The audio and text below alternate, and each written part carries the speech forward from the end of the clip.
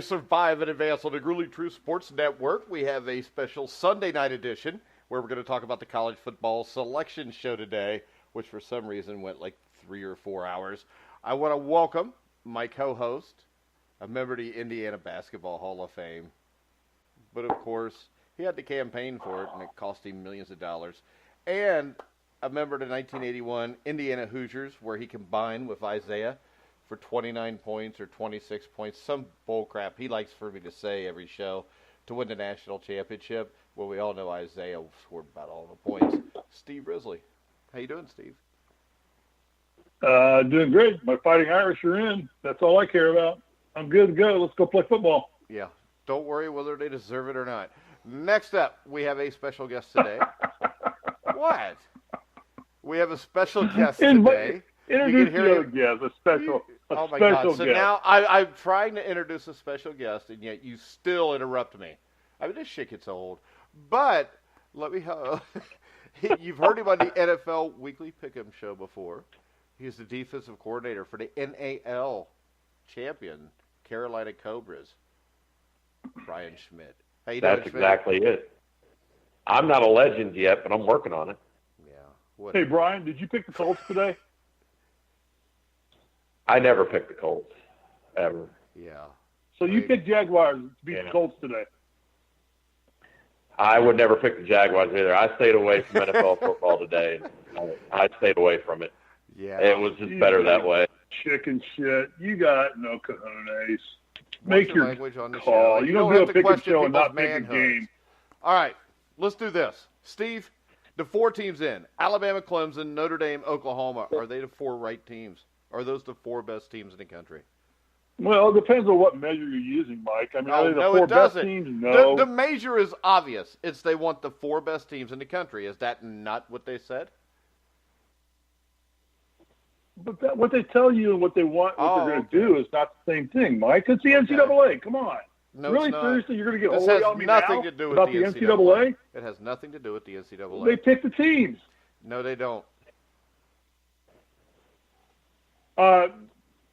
Yes, I think I got it right. They got it as right as they can get it. Okay. But you do know the NCAA does not pick the teams, right? The NCAA has nothing to do with the CFP playoff selection committee. Did you know this? There's only one national championship the NCAA doesn't own, and that's the National Football Bowl Subdivision Championship, otherwise known as the College Playoff. Did you know that, Steve? I did not know that. Did you know? Because I did a little research before we came on the show, and we always wondered You didn't know before you did your research. Why they don't expand. Yeah, but see, I do research because I'm smart enough to freaking read. Some people aren't, like Steve Risley. But when you look at this, I was watching Keeping Up with the Kardashians. It's on at 4 o'clock out here. Exactly. You were watching. I was reading. You learn more from reading. But, and there were pictures when I was reading it, which helped. Confucius say one picture worth 1,000 words. But this is the thing. The reason the 4-team playoff game. Ask Kevin. Are you just going to continue to interrupt me? I mean, we have a special guest here. You're just hogging all the time. It's like every other show we do now. Ask the Hunt character from Kansas City if one picture is worth 1,000 words. He was skirting until one picture showed up. I don't even know what he just said. Do you, Brian? I have no idea what anybody's saying right now. He just babbles incoherently. But since he's in the Indiana This Basketball show is Hall all- of Fame, I have him on the show. This show has been going on for 4 minutes, and already we've lost control. I know. It's just the way it is. It's like that all the time, Yeah. too. I mean, it's pathetic. I was thinking about calling Bob Knight and have him, cut a little intro that says, Risley, shut up, and I'll just play it whenever he starts talking. All right, but this is the thing. The 65 FBS Power 5 conference teams take home 75% of the proceeds. The remaining 25% is distributed among the 60 remaining institutions.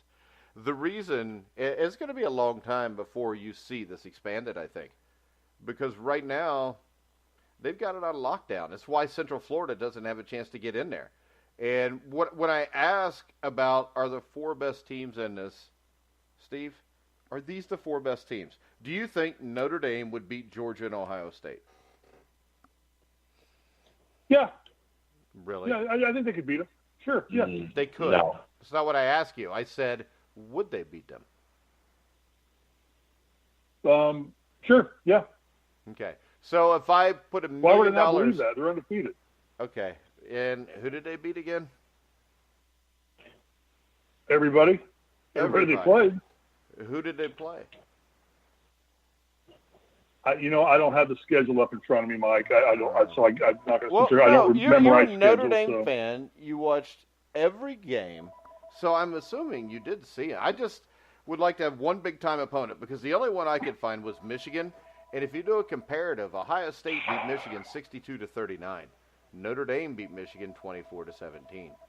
So I will ask Brian the same question because me and Brian haven't talked in a couple weeks. I don't know what he thinks here. And I know he's an Ohio State fan, so I'm pretty sure what he's going to say. But, Brian, does Notre Dame belong in this? In my opinion, I do not feel like they belong. I think they're the only team of the four that doesn't belong. Look, weak schedule.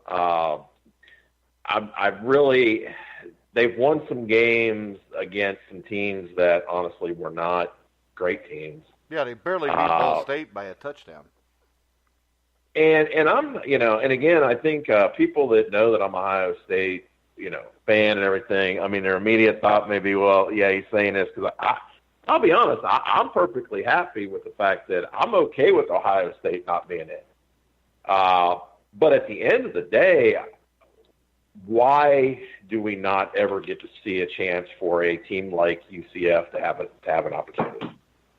UCF, in my opinion, if UCF plays Notre Dame, I think UCF, out of 10 games playing Notre Dame right now, I think they win at least 7. I think UCF is that good. And it's a shame that they don't get an opportunity in this. Yeah, and the bigger shame is the fact, Brian, that they rank them below Michigan still. Yes, and that's the part that I have a hard time with. And I also will say this, we can talk about the back end of who's not in, but I also have a really hard time that they put Georgia ahead of a one-loss Ohio State team that won their conference championship. And yeah, but wait a second. This is the thing to me, though. When you lose by 29 to a 6-6 Purdue team, you kind of eliminate yourself on that night. It's kind of what happened to Penn State the year they got on the big run, but they lost 49-10 to Michigan before that. Yeah, and I understand that, but at the same time, at the end of the day, they did win the conference championship. Georgia did not, so I think that's got to count a little bit. But I think they got 3 of the 4 teams right. I'm just not sold on Notre Dame being in. Yeah, to me, I would take Georgia, Ohio State, and UCF all 3 over them, Steve. And I know what you're saying, Steve. They played who they could play, but the thing is this: they could be in the ACC playing the ACC championship game against Notre Dame if they wanted to, because they do that in every other sport. Yeah, I mean, proof will be in the pudding come December 29th. We'll find out then. We're all speculating right now. I mean, I'll just say this: either one of you guys ever played legitimate college sports? Yeah, I did. I mean, not Mike, not your 6 weeks in Indiana State. 6 weeks is not legit. So Indiana State's not legitimate. No. I'm just saying, did either one of you two play college sports? Yes. You did. Yeah, you already know that. And what? Nick? What's your point? You guys don't get the fact of what Notre Dame's up against every game because of Notre Dame. Oh my God! So you don't think? Wait a second. So you really think Notre Dame is up against something that Alabama doesn't face every game? Yeah, it's called a bullseye Clemson on your doesn't back face? because you're Notre Dame and you're undefeated. You get the best shot of everybody. So you don't think Alabama does? Whatever. You don't think UCF did? Yeah. I think UCF deserves to be in the playoffs. I think any undefeated team, 25-0, deserves to be in the playoffs. They didn't do it 1 year; they've done it 2 years without their starting quarterback. The last 3 games, it's a travesty. More so that they're not in it than that Notre Dame is in it. I think this: when you talk about a bullseye on their back, I think This dadgum bias to the SEC is pathetic. You know what? Here's the good part. Because UCF is going to go kick LSU's ass for the second year in a row. They're going to pit them up against an SEC team, and they're going to kick their ass again. And now they're going to look like idiots again. Oh, we gave them Auburn the first year. Let's give them LSU. Well, they beat 2 SEC teams now, and we still won't let them play. So screw the whole process. 4 teams is not enough to determine the national champion. You can't do it with only 4 teams getting in. Ohio State deserves a shot. Georgia deserves a shot. Oklahoma deserves a shot. UCF deserves a shot. Notre Dame deserves a shot. And the other 3 teams that are in there are fine. Oklahoma, Alabama, and Clemson. Don't blame Notre Dame on this. Blame this on Nobody the crap blamed of only Notre letting Dame. 4 teams play. Who blamed Notre Dame? It's a farce that only 4 teams are going to get a chance to play. There's 8 good teams that could go out and play for the national championship, and any one of them would have a chance to win the national championship. Some would be relegated more highly than others, but they all would have a chance to win. They're all quality football programs.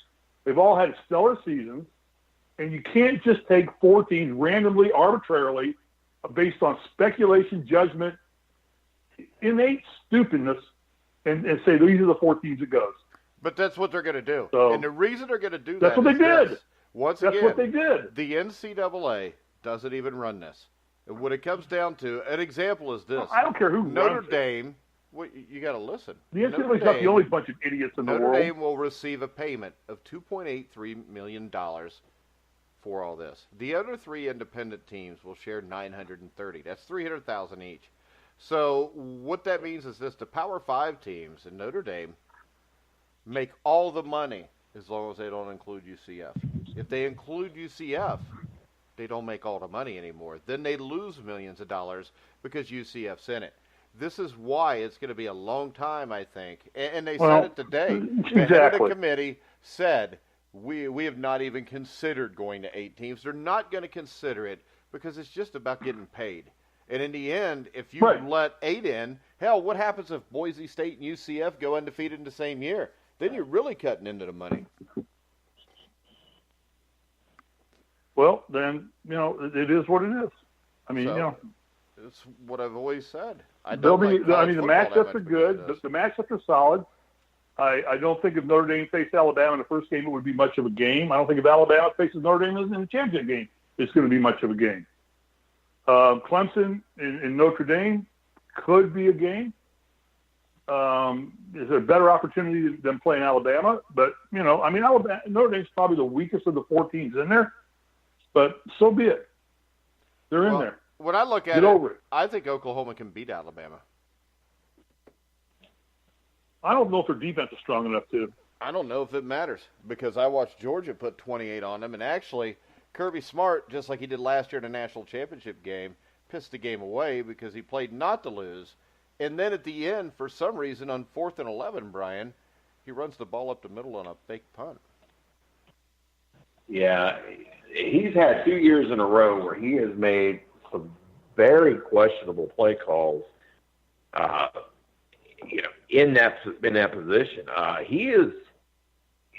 And I saw somebody say that, I can't remember who it was, but I saw something where it talked about, they were talking about Georgia over the last couple of years, and really, he replaced, Mark Rett there. Was he a better fit? They've had a couple great opportunities, but he has really, pissed away a couple. Last year, they won a national championship. So I don't know. I'm not real sold on him, to be honest with you. No, because every big opportunity he's had, he's let piss away. Now, my other problem with this and not expanding this, even though I know there's nothing we can do about it, are these bowl matchups. And, Brian, I know you're probably like I used to be, where you'd watch almost any bowl game. I look at this bowl lineup, Utah State, North Texas, Tulane, Louisiana, Georgia, Southern, Eastern Michigan, Middle Tennessee, Appalachian State, Northern Illinois, UAB, San Diego State, Ohio, Marshall, South Florida is the first game I see that I would actually be interested in watching. And when you go down this, I'm interested in Houston and Army. Yeah, there's like 3 or 4 games that I'm interested in. Most of these matchups are absolute shit. Yeah, I used to be so excited for the bowl season because I enjoyed so many of these bowl games were always fun to watch. I don't know that I've barely watched a bowl game in maybe 3 years. Me neither. There'll be a couple games that I'll have some interest in, but for the most part, they're just some horrible bowl games. How about this real quick, Brian? Because we're about the same age. Steve's a little older, so I could ask you both this. I can tell you this, and this may sound crazy, but I enjoyed this stuff more in the 70s and the 80s, where you had the Big Ten champion would play the Pac-10 champion. You had the Sugar Bowl. You had and there was conference tie-ins. Your team went to that bowl game, and it was a big deal. I actually miss that now, Brian. Oh, absolutely. I was looking at the bowl games, and it starts off, I think, December 15th, and honestly, truly, that there's Utah State, had a great season. Who's going to watch that game against North Texas? You just go through these games and you go, oh man, there's nothing really to watch here until you get to a couple games that will be kind of interesting early on. But that's the problem right now, which again now leads up to the conversation about that it'd be bowl will probably be dead before it happens. But it would be great to see a legitimate playoff system, much like they have in FCS.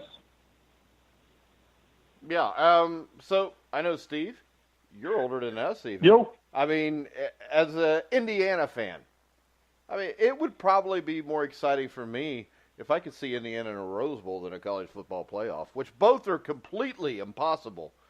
But if it was possible, I remember in 1987 when Mallory had them within one win of going to the Rose Bowl. That was exciting.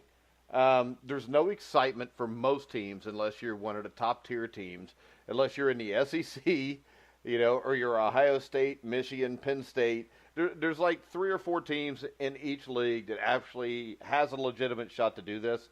I don't think that whoever wins this is a legitimate champion. I don't think there's ever been a legitimate champion in a college football season. So am I crazy to wish for things the way they used to be? Are you asking me? Yeah, I love who didn't love New Year's Day when you turned on all the bowl games? You started off usually with the Cotton Bowl or something, and then you went to the Sugar Bowl. Then the Rose Bowl came on at 4. Then you usually had the Orange Bowl or the Sugar Bowl and Orange Bowl at night. At the same time, you'd have to flip back and forth. Time in the evening, you flip back and forth. You got the Rose Bowl at 4. You got the Cotton Bowl on at about 1 o'clock, and you had the parades in the morning. And it was a great day of college football. Then you turned over and watched the playoffs in the NFL. And every one of those games mattered who won, though. Sure. Outside of the Final Four, the other games don't matter. No, because those are the only teams that can qualify for the national championship. Back then, you had all kinds of scenarios to play out where if this team lost, this team won, if they won badly. There were usually 6 or 8 teams in the mix in certain years that could sneak in and get a national championship if a lot of things went wrong. But now it's just down to these, it's going to be down to Alabama and somebody, probably Clemson. Hell, Brian, So I remember. We're looking at right now. You remember the '84 Orange Bowl, which still I think is the greatest college game I ever saw, where Miami beats Nebraska. I think Miami was actually ranked somewhere between 5 and 7, and they played number 1 Nebraska. And that day in the Cotton Bowl, I think Texas was ranked number 2 and got upset by Auburn or somebody.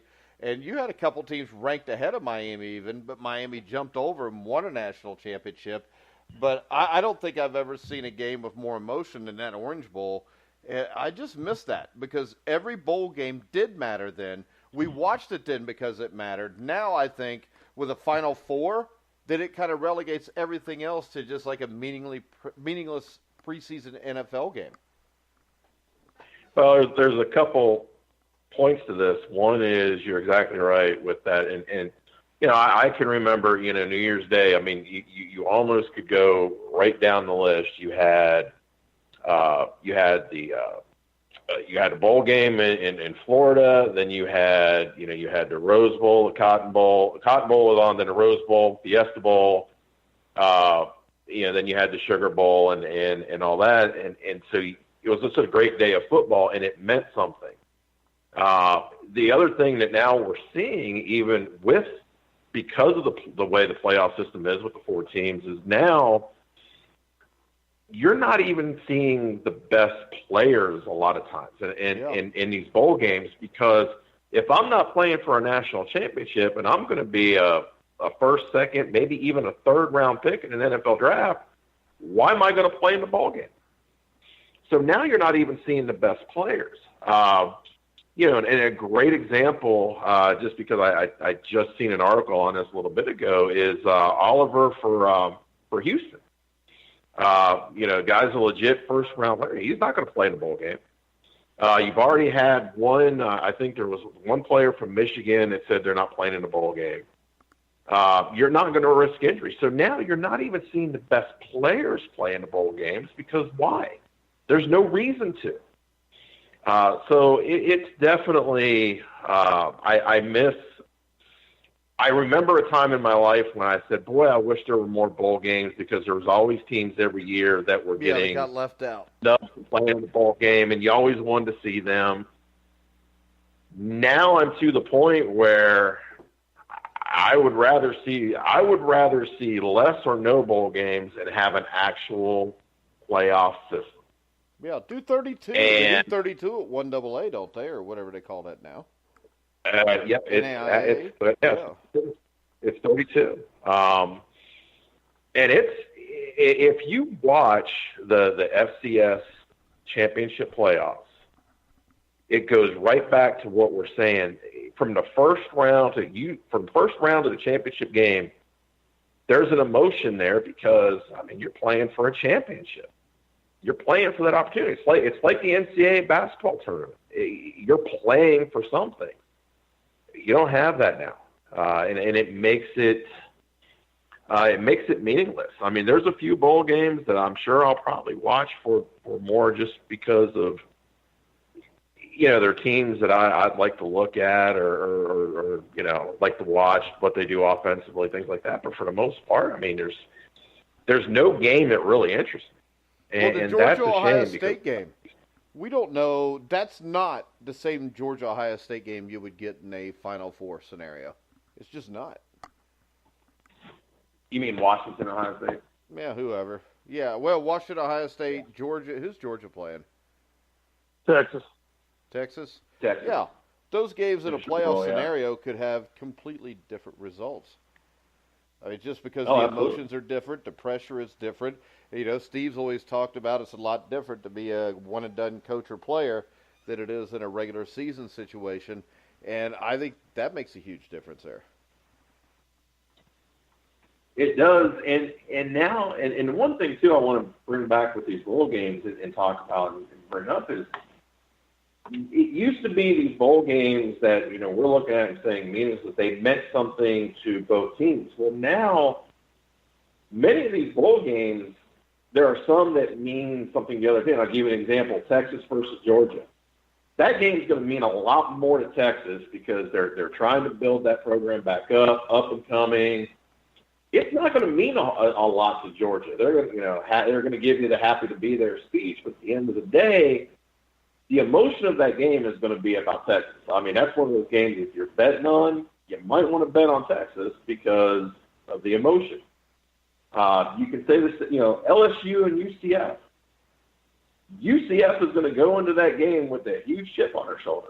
I don't know. LSU might too, though, because it's been a while since LSU's really had a lot of success. They might, but who's going to play for more?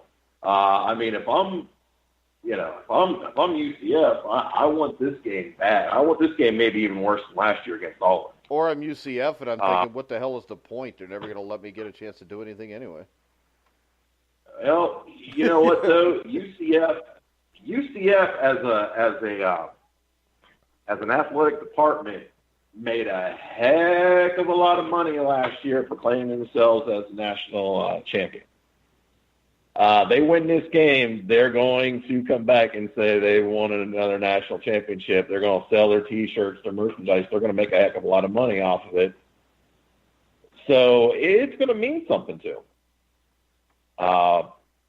It's just unfortunate that really, you can pick a few games like that, but for the most part, the Outback Bowl. I can remember a time when the Outback Bowl had some pretty good teams, pretty good meaningful games. Yeah, and 60 or 70,000 people in the crowd.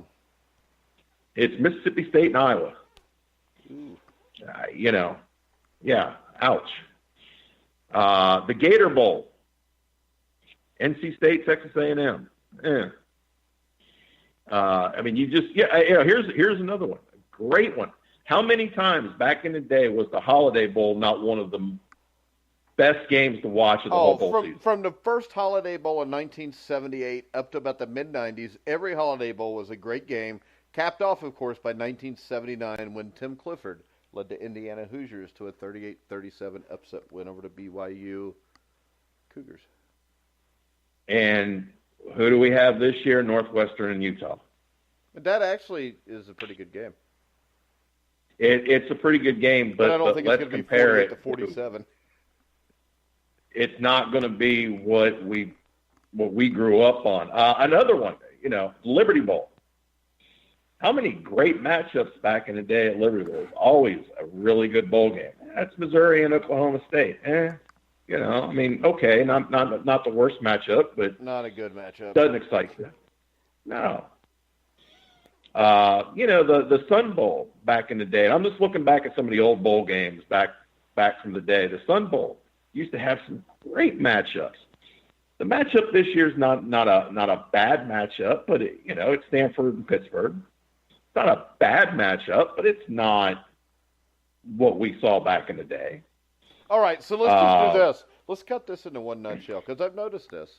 Anytime the three of us are on, everything 30 years ago was better than today. Agreed? Agreed. Steve?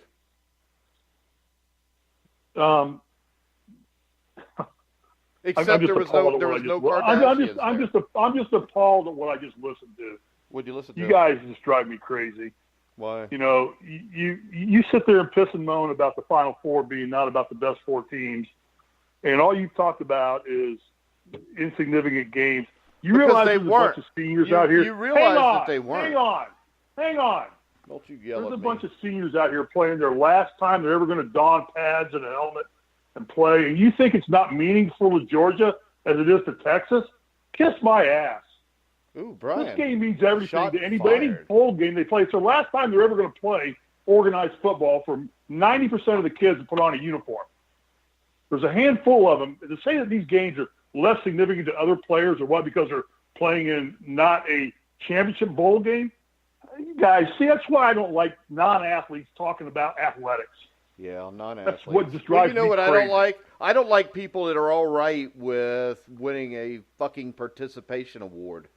If I can't play to win a championship, I don't want to play. You know what? Right. Hey, this is the thing. My sons came in, or my older son came in second in a baseball tournament a couple years ago, and the coach got mad at him because he refused to accept a trophy. Because why the hell do we want to stick around and get a second-place trophy?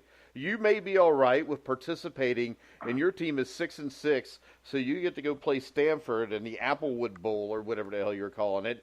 But this is the thing. It is significant to those kids because anytime you're keeping score and you're an athlete, it matters. But I could also tell you this. To think that LSU against UCF, that UCF doesn't have more to prove and it's not a bigger game to them is crazy because of this. LSU goes into every season, and their goal is to beat Alabama and go to the Final Four. And that has been taken from them. Once that's taken from you, it doesn't matter as much anymore. It just doesn't. Unless you're somebody who doesn't care. They don't want to be the team. They don't want to be the team that knocks off a 25-game winning streak. That's insignificant. I'm telling you what, beating UCF for LSU is insignificant because if they beat them, everybody's going to say, well, we told you. Yeah, that's what Auburn thought last year too, didn't they? Yeah, exactly. Yeah. And you know what? Auburn I like thought UCF, the same thing, and look what happened to but Auburn. I'll bet you almost anything that Auburn was not as jacked up for that game as UCF. Go ahead. Keep talking. I was looking at it from a point of view of an If athlete. you want to tap out because you know you're wrong, that's fine. To play postseason games, if I go into the NCAA basketball tournament and play one game, I played in the dance. You know, I see guys, I see Jalen Rose or star NBA players saying, hey, I made it to the Sweet 16 2 years in a row. I'm thinking, what a putz. I've got a championship ring. Really? So what the hell? You're lauding the fact that you made it to the Sweet 16? So now you agree with me. To get to play in these things alone is a great honor. Yeah. Now, the problem is because of ESPN and Fox Sports, there's way too many bowl games. That's kind of the point here, Steve. And that's the problem. You shouldn't let 6 and 16 play in bowl games. You should have to have not an equal 500 record, but a winning record. Whatever. So you agree with us? Because do you think 2 6 and 6 teams is insignificant? Yes, they should not allow 6 and 6 teams to play in a bowl game. So it should not be a goal we just for Purdue to beat Indiana to go 6 and 6 and get into a bowl game. So the fact that we just beat on that and said it was wrong, you came back and said that we were crazy, and then at the end agreed with us. But they're playing. That's the way the system is. Play on the field you're playing on. Don't sit there and try to imagine a field that you're not playing on. But if nobody cares, what's the point? Well, there are alumni from both schools that are going to care. They don't care. No, they don't. Because you know what? There were 11 bowl games last year that drew less than 10,000 people a game. So they don't care. The alumni don't care. You think if Florida State would have made the whatever bowl, the Poland Wheat Eater Bowl, that's an old one, Schmitty. If they'd have made that and they'd have been 6 and 6, and they would have been playing Purdue, and they'd have played that in L.A., you'd think there'd have been like 40,000 Florida State fans make that journey?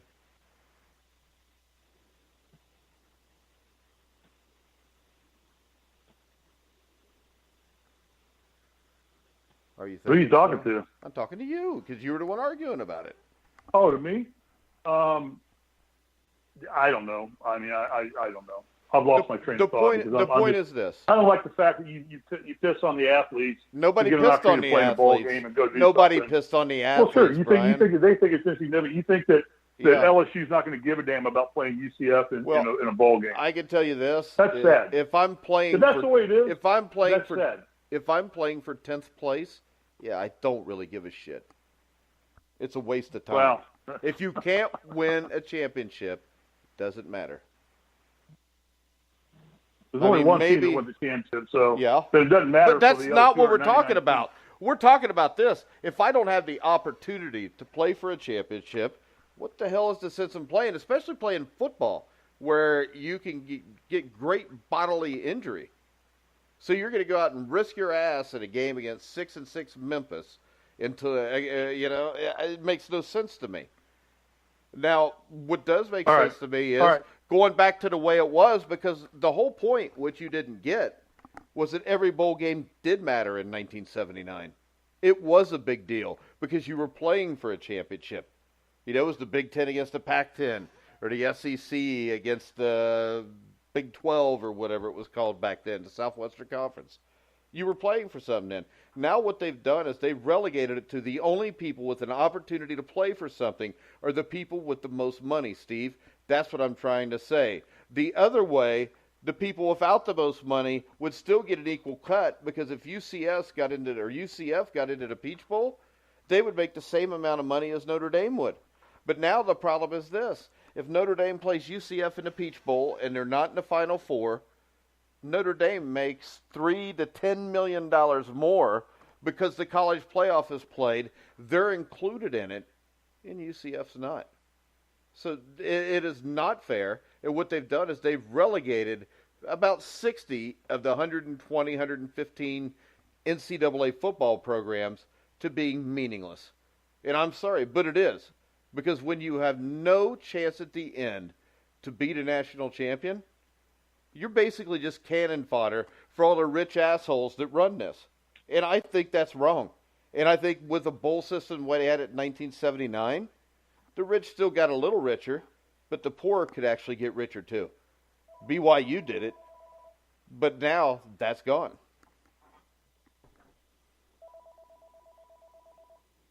Okay. I just look at it from the perspective of an athlete, not as a business person. What do you think, Brian? Well, I mean, first of all, I understand, what Steve is saying from an athlete standpoint. When you're playing a game, obviously you want to win the game. The thing it comes down to is with some of this, and I know this from, especially dealing with professional athletes that I deal with, there are just some times where, you want to win the game, but there are just some things that don't mean as much anymore. Now, from a business standpoint, there's too many bowl games. It's great. The 6-6 team that's in the bowl game, great. They're happy to be there. You get your bowl gifts and everything else. Wonderful. But from a business standpoint, it doesn't mean anything. First of all, there are way too many bowl games. Because of the playoff system, we've now taken potential bowl games that could still mean something, and they don't mean as much. I'm not talking about the athlete. I'm talking about general overall, from alumni to fans to people in general. They don't mean anything. So now that comes back to, now let's go to the point I said earlier, where you've got players that are looking at themselves being first, second, third round draft choices. If it doesn't mean as much, why am I going to play it? So now they don't play, which from a player standpoint, look, if I'm a first, second, third round draft choice and it doesn't mean anything, I understand why they're not playing it, because it doesn't mean anything. So now they're not playing, which now means that game means even less to alumni, fans, people in general. So what we've done is we've taken this bowl system, we've turned this to a little 14 playoff that everybody on the big side of that's getting rich. The UCF that deserve an opportunity to be in this are not getting an opportunity. And what we've done is we've shot everything else to a bad situation that now it just doesn't mean anything. Nobody cares. I mean, these bowl games, the rating, the fans in the stands, everything is getting less and less. There was, 4 bowl games last year that drew less than 11,000? Yeah, at least. How many? I will bet anything there'll be more this year. The TV ratings are just absolutely going to the toilet. Here we are. It's like I can honestly sit here and look and say, man, I can't tell you what bowl games I'll even watch, because there's going to be very few. We've just taken what was a very good system. We've now made it to where it doesn't mean a whole lot. So, you both are right on this. It's just the perspectives. There's 2 different perspectives. From the player perspective, yeah, absolutely, it means something to them. But I can guarantee it doesn't mean as much to them now as it did to players that were playing back in 1979 or 1984, 1990. It doesn't mean as much, because unless you're playing for a national championship, you're in a lot of these bowls, you're playing in a meaningless bowl that you're going to get a trophy that's going to collect dust in a trophy case, and nobody's going to remember you won it 5 years from now. 3 years from now. This. I could probably recite to you every Rose Bowl winner from 1968 to 1998, 1999. I couldn't tell you who won the Rose Bowl last year. I couldn't tell you who won it 5 years ago, Steve. But I could tell you who won it back in. And no, it's not just because of my short-term memory loss. But that probably has something to do with it. We've just taken a system that was a very good system, and we've got a bunch of and Steve is right when he says ESPN to a large part, and then FS, Fox Sports, they all came into it later, but ESPN came into this, and it used to be they showed these. Well, they wanted more. Well, so now we have an oversaturation of bowls, teams that, nobody really is going to watch. Nobody's going to go, outside of the hardcore fan. and hardcore alumni, those are the ones that are going to go to some of these games, and you're still going to end up with a crowd of 8,000 to 11,000 people. Because, again, am I going to go spend money to go, if I'm living, in my case, in North Carolina, and my team is playing in Texas, and we're, 7-5, and we're playing a 7-5, 6-6, 8-4. Am I going to spend money to go, or am I going to watch it on ESPN in front of 11,000 people, and it's going to do a 4-point whatever rating, and it's not going to matter. Well, Brian, let me ask you this, Brian. What's the difference? What's the difference? You're still watching your team play. The difference is television has gotten so much more advanced that people don't travel anymore because it's such coverage on. Hell, I don't want to go to a NASCAR race. I love NASCAR. I would never go to a NASCAR race because I get better coverage watching it on TV. So why would I go follow Chase Elliott around and sit in a track and see one corner of the track when I can sit at home and have a camera follow him all the way around the track? It doesn't mean I don't think any less of my football team or my program or have any more pride or don't put on a North Carolina or a number 9 jersey or sweatshirt when I'm watching the race. It's still there. And you're talking about all this players sitting out. How many, really, truly, Mike, look this up. Google this, Mr. Google. How many college seniors are there in football right now? I don't know, but I know this. Christian McCaffrey. Well, give a rough estimate. Well, I was going to give you a rough estimate of the guys that didn't play. I could think of at least 6 or 7 guys. Seniors playing college football right now. Seniors playing college football, probably, I don't know, there's 80 scholarship players. You figure on an average, Brian, 20 seniors a year, 115 programs. There's a lot. Yeah, that'd be about it. So you're talking about 3 or 4 players that are going to sit out of a game because they're worried about their NBA or NFL draft situation. The rest of the kids, this is the last time they'll put on a uniform. It's for their parents, for their families, for anything. And wouldn't it be get better that trophy, they're going to sit in their trophy. It was like it was 30 years ago when it mattered? Put that trophy in their trophy case. You know what? I've got a handful of trophies from IU from insignificant tournaments that I still proudly display. Tournaments that I won. That I was a part of a winning team. And they may not mean a hell of a lot to anybody else. They mean a lot to me and my family. It's a lot of trophies that nobody else has. Okay, you don't get the point still of this. The point is the way it used to be done. Okay. You're blaming TV. I'm not blaming. You know what? I didn't blame anything. I blame this. I blame the fact that they've let 60. I don't give a shit if Notre Dame's in the Final Four or not. I kind of enjoy watching them get beat by 50 points every few years when they let them in. But the point is this. Yeah. 20 years ago, 30 years ago, it was a lot bigger deal to be in a bowl game. And it was a lot more meaningful to everybody in the country. And to be the Rose Bowl champion was a big deal. Now, today, Ohio State or Washington wins the Rose Bowl. It'll be a huge deal to those kids, but not like it used to be. It's just like the Indiana State basketball tournament. When they went to 4 classes, they destroyed it. 20 or 30 years ago, the television coverage wasn't where it is today. You know how many games that I played from 78 to 81 at IU? You know how many games I have on videotape?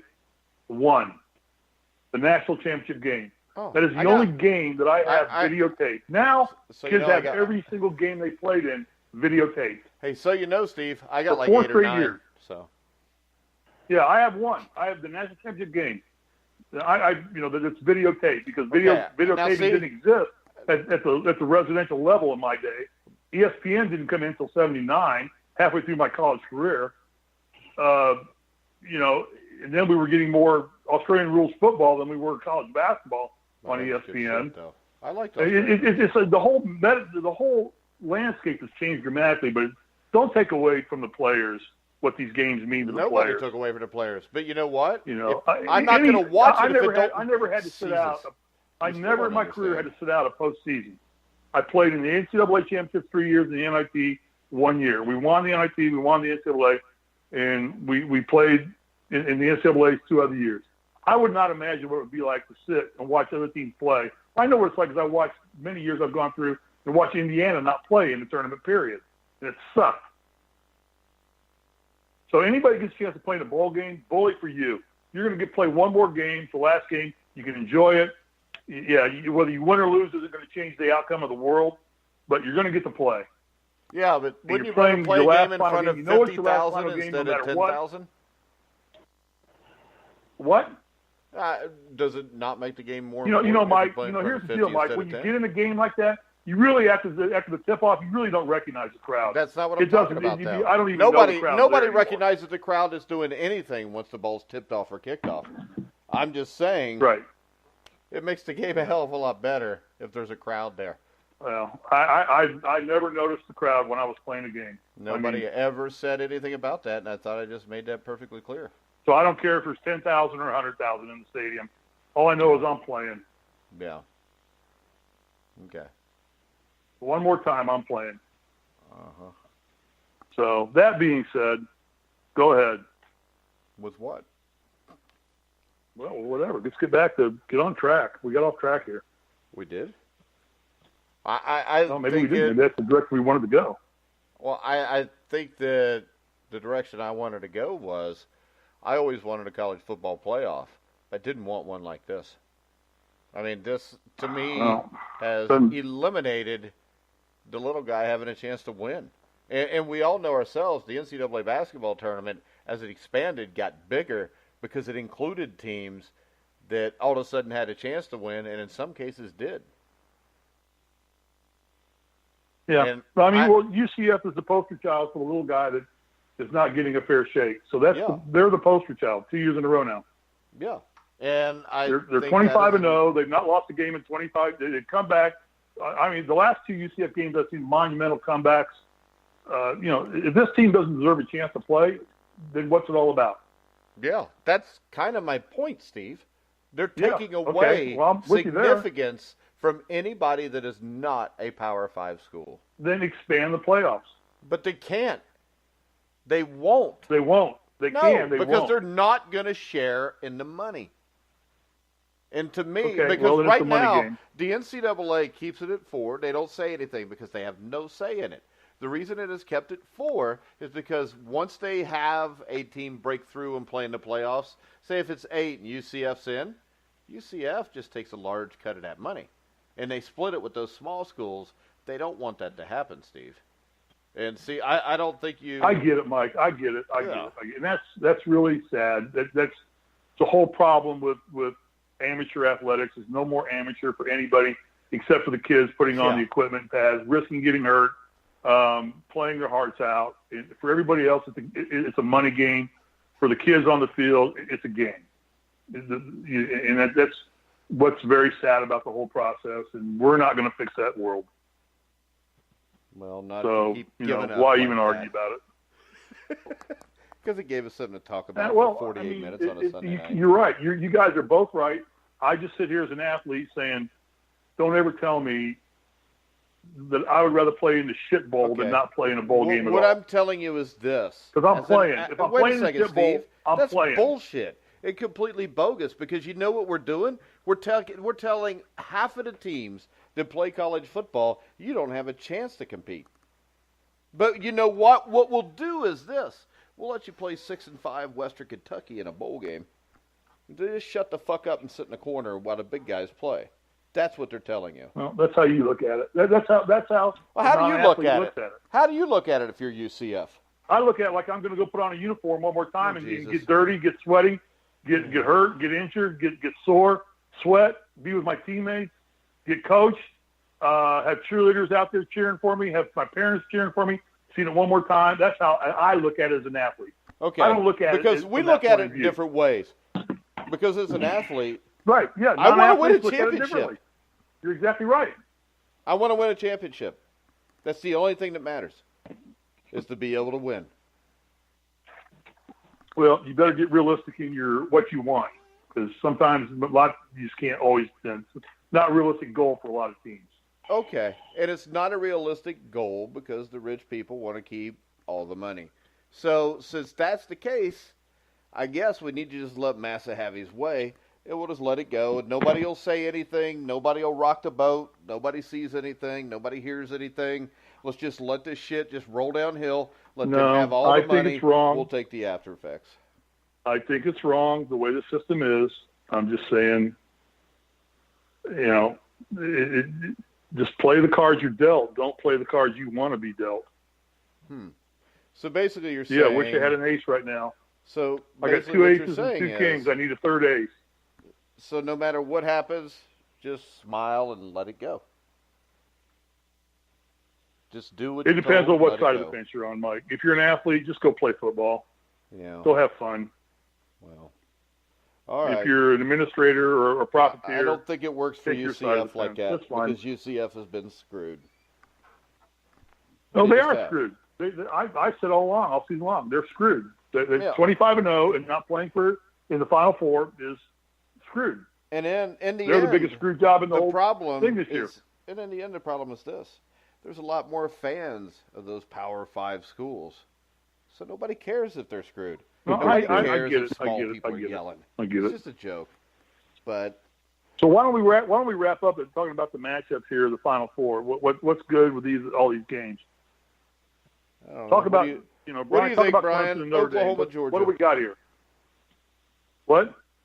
I said we'll start off with Oklahoma, Georgia. I was kidding. Georgia's I just wanted to see. I know, but I just wanted to see if Steve would go with it. Wait a minute. What game are we talking about here? No, I mean, let's talk about Oklahoma. I don't Georgia. care, but whoever's in the Final Four, they're Oklahoma, there. Alabama. They got selected. They're the anointed ones. Oklahoma, Alabama. They're the anointed team. Pick a team, Brian. Oklahoma, Alabama. I think Oklahoma, Alabama is going to be a better game than what some people will think.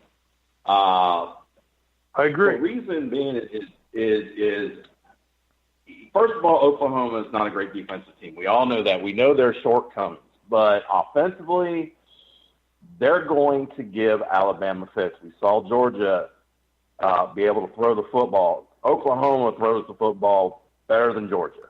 And they have a better offensive line considering the injuries Georgia had. And they have a better offensive line. And, Murray at quarterback, I think, he's dynamic. Yes, his last year playing football before he goes full-time baseball, he's going to be, from what I've seen of him, the guy's going to be a really good baseball player. But this guy, from a college football standpoint, is fun to watch as a quarterback. Way he can run, throws the football. Oklahoma is going to give Alabama, and I don't know who I'm picking yet in this game, but I will say this. I think people that are sleeping on Oklahoma and think Alabama is just going to go in there and roll them. I just don't see that happen. I think Oklahoma is going to give them everything they want. All right, Steve, Oklahoma, Alabama. I agree with Brian. I think Alabama showed some vulnerability against Georgia. I think the strength of Alabama is they probably have one of the best, if not the best, college coaching staff in the country. And I think that's going to be the difference maker right there. Not that I think that Oklahoma has a bad staff. I just think Alabama's staff is so masterfully good at overcoming obstacles and finding ways to win that I think that's going to be the difference in the game. I think matchup-wise, like I said, Alabama showed me vulnerability playing Georgia. Georgia had them. I mean, Georgia just couldn't steal the deal. They had them beat. But I just think the Alabama coaching staff is going to be the difference in this game. All right. I kind of feel the way Brian does. I'm not ready to pick the game yet. I think Oklahoma can cause them all kind of problems. I do worry about the defensive side for them, though. Me too. Other take, I think the game's a toss-up. I think this. Notre Dame, Clemson, and I'm not saying it because I don't like Notre Dame. I'm just saying it because I don't think Notre Dame can match up front with Clemson or at quarterback. I think Clemson's going to win this whole thing. When I look at them, I think they're the most complete team. They have the best coaching staff in the country. I think Dabo Swinney is just as good, if not better, than Nick Saban. This Clemson team's been here 4 consecutive years. They've beaten Bama before. So I'm just giving a general overall thing. The other thing that stands out to me is this. You've got Jalen Hurts, Tua Tagovailoa, and you got 2 guys that are capable of starting. And I know that everybody loves each other and everything, but there's got to come a time where that may be a problem if they're both starters. Or they're both capable of being starters and winning Alabama national championship. And I think at some point maybe that can be a distraction. But I just think from everything I've watched this year, I think Clemson's the best team, Brian. You know, I think Clemson, I don't know if I'm ready to say they're the best team. I certainly think the conversation is there, and I think they could be. The thing about Clemson in this Notre Dame game, and I'm going to kind of talk about the game, but also more about Clemson, is to me, Notre Dame doesn't match up well with Clemson at all. But even with that, what I saw when Clemson playing Pitt last night was there were a few times in that game where you kind of felt like, you know, Pitt scored, got the ball back, and you kind of felt like, okay, wait a minute, you know, could Pitt do something? And all of a sudden, that defense from Clemson just clamped down, and it was as good as I've ever seen in college, Brian.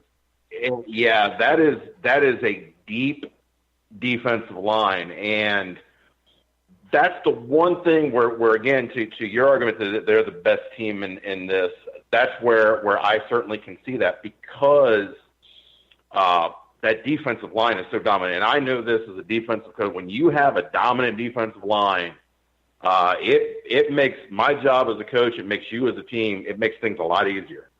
If you have a dominant defensive line, it doesn't matter what you've got on the back end with your DBs, because now they can be average and they're going to look really good because your defensive line. Yeah. Now, here's the part where I love Clemson's head coach, and I love their coaching staff. I think, you know, I've everything that I see about that guy and everything I see about that coaching staff, I think from a football guy, man, that is a great set. If I had a son that was playing college football and Clemson is coming knocking, recruiting my son, I'm, you know, certainly going to be excited if my son chooses to play with them, because they are really, I think, class act. But I still, and I know there are a lot of people out there that hate Nick Saban because he wins, just like people that hate Belichick because he wins. Until somebody is consistently knocking Saban off the throne, it's very hard to go against them. I think Saban is one of the best coaches in the history of college football. He coaches, you know, we were talking about all this old school stuff, and yet he's an old school coach. The way he handles things, I mean, you know, we've all seen his pressers. We've all seen him go off in a minute. He does not care. I've had players that have played for me that played for him at Alabama, and they say two things, and I think Steve would probably, could probably say this about Bobby Knight, is he will get in your ass, but there isn't a coach that cares about his players more than Saban does, and they talk about that. And so it's another thing. If I had a son and Alabama's coming out, I'm not going to have a problem with my son going to Alabama either. So I really think from the standpoint, I think Clemson is a much better team than Notre Dame. And this is a game for me that I'm already going to pick Clemson. But as we look further on to this, and let's say Alabama beats Oklahoma, now we've got another Clemson-Alabama matchup. You've got two great teams, two great coaching staffs. To me, that is a championship game. And I know everybody's probably sick of the Clemson-Alabama thing that we've seen over the last few years. The other two games were great games, though. I got no problem with watching again. But they were great games, and great coaching staff, great players. So there is some potential here to have another great championship game.